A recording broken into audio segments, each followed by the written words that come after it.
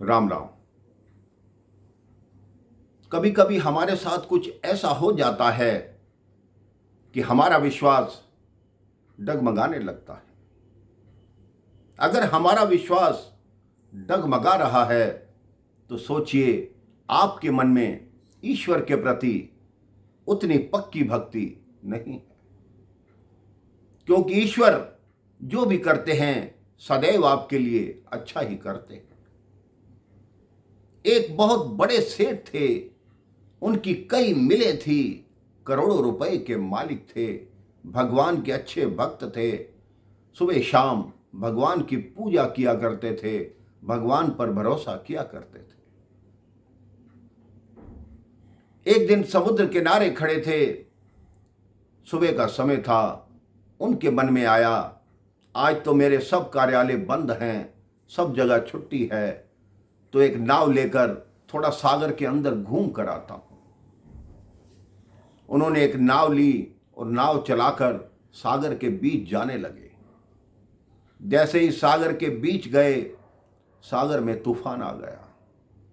उनकी नाव डगमगाने लगी, उसमें पानी भरने लगा। बड़ी मुश्किल से उन्होंने जो जान बचाने वाली जैकेट होती है वो पहनी, नाव पलट गई और वो तैरने लगे। भगवान की कृपा से 1-2 घंटे तैरने के बाद उनको एक टापू दिखाई दिया।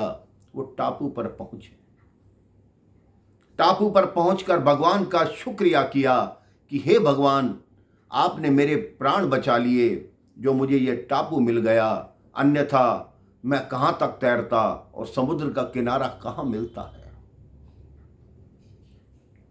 अब दोपहर बाद हो गई थी, उनको भूख लगने लगी। उस टापू पर घूम कर देखा, फल लगे हुए थे, फल खाए, फिर भगवान का शुक्रिया किया। कहते हे भगवान, मैं इस टापू में भी हूं, फिर भी आपने मेरे खाने की व्यवस्था कर दी। अब वहां 1 दिन, 2 दिन, 3 दिन, 6 दिन हुए तो उनका भरोसा धीरे धीरे कम होने लगा।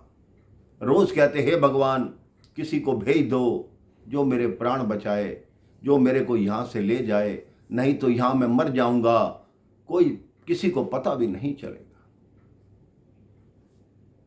9-10 दिन हो गए। उन्होंने सोचा अब ऐसा करूं, रहने के लिए एक झोपड़ी तो बनाऊं। उन्होंने जंगल से लकड़ियां इकट्ठी की, बड़े बड़े पत्ते इकट्ठे किए और एक झोपड़ी का निर्माण करने लगे। 3 दिन में वो झोपड़ी बन गई। जैसे ही झोपड़ी बनकर पूर्ण हुई, उस सेठ के मन में विचार आया, चलो अब खुले में नहीं सोना पड़ेगा, आज से मैं झोपड़ी में सोया करूंगा। उसके मन में जैसे ही विचार आया, मौसम एकदम बदला, वर्षा होने लगी, तूफान आने लगा, आसमान में बिजली कड़कने लगी। इतने में जोर से बिजली कड़की, उस झोपड़ी पर गिरी और झोपड़ी को आग लग गई। तब उस सेठ का विश्वास बिल्कुल डगमगा गया। उसने कहा हे भगवान, रहने के लिए एक झोपड़ी बनाई थी, अभी उसके अंदर घुस कर भी नहीं देखा और आपने उसको जला दिया।